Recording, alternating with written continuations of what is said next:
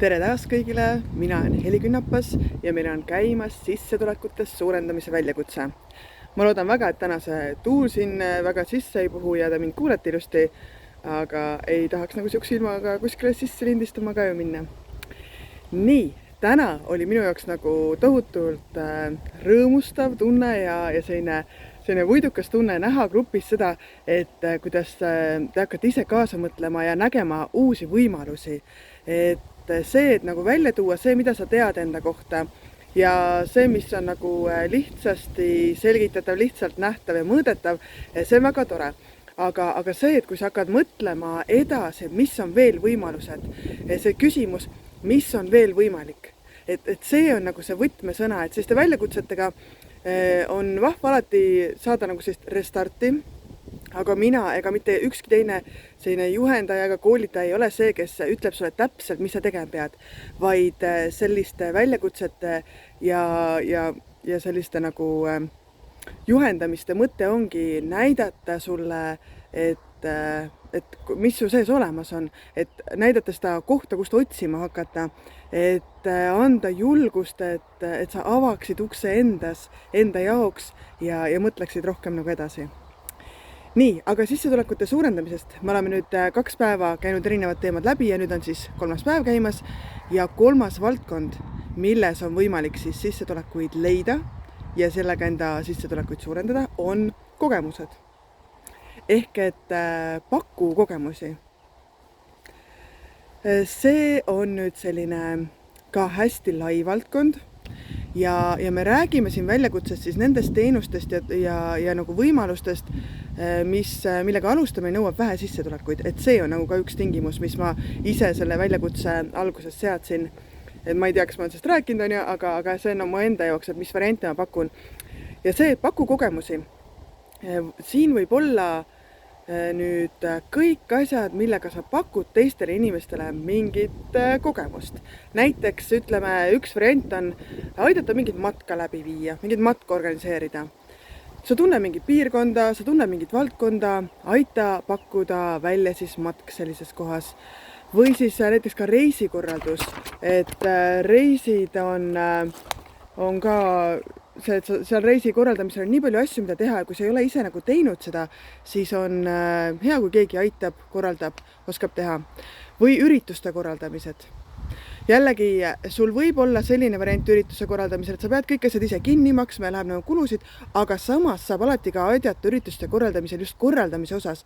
Sa korraldad kõik selle ära, sa aitad seda kogemust pakkuda, seda üritust, mingi kas laste sünnipäevad või täiskasvanute sünnipäevad, pulmapeod, matused näiteks kas või ka on ja, et mõtle välja, leia kontaktid, leia nagu need teenusepakkujad, kelle käest sa saad neid teenuseid tellida, aga sa ei pea ise seal vahel üldse seda raha ju jagama, raha vahendama, vaid ongi, sa viid selle kliendi ja siis pakkuja kokku ja ongi see korraldamise koht. Ehk et sa pakud seda kogemust, seda üritust, sa aitad korraldada ära asjad. Või üks näide näiteks, mis ma ise kunagi tegin, oli, et korraldasin beebi võimlemise. Nii et ma korraldasin koha, korraldasin juhendaja ja kutsusin kaasa siis nagu teised lapse vanemad ja mul endal oli siis ka väike beebi samal ajal. Ja oligi see, et sellise korraldamise osa, ma ise tahtsin osaleda, meie piirkonnas polnud ja siis oligi, et ma leidsin selle, kes korraldab või kes läbi viib nagu ja korraldasin kõik selle asja siis kokku.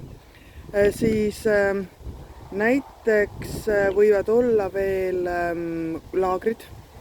Samamoodi ma olen ise teinud lastelaagreid aastaid ja see on ka selline, et sa pead korraldama kõik need asjad ja sa pakud seda laagriüritust, laagrikogemust lastele, laagrikogemust lapsevanematele, kes saavad lapse laagrisse saata ja miks ka ainult lastelaager, et võib ka täiskasvanute laager olla või mingi muu selline üritus, kus sa toodki kokku selle, kes nagu seda läbi viib, kas või koolitus näiteks.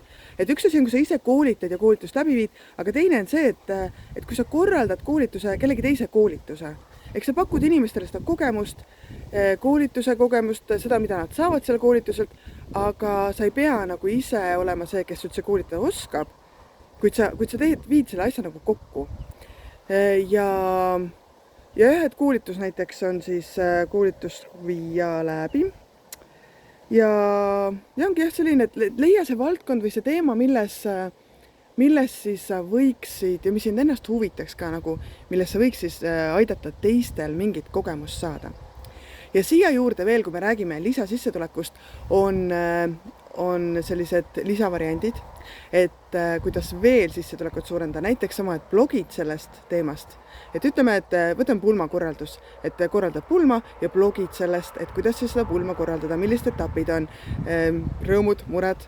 Nii et kui keegi järgmine tuleb, siis ta saab seal blogist leida vastused ja kuidas siis blogiga raha teenida, on siis erinevad variandid, et kas sa leiad, see on nüüd järgmine teema, see ei ole otseselt tänane teema, aga see lihtsalt kaasneb sellega, et blogis kas sa leiad nagu need teenusepakkujad, kes tahavad reklaamida ennast sinu blogis või siis on näiteks külastatavuste pealt, aga need summad ei ole väga suured, kui sul on nagu mõned tuhanded külastajad, et need reklaamirahad tulevad pigem siis, kui on juba rohkem külastajad, et ehk siis blogiga sa saad alustada nagu igal ajal, aga see, et mis hetkel ta hakkab sisse tulema, ei pruugi niiviisi kohe tulla.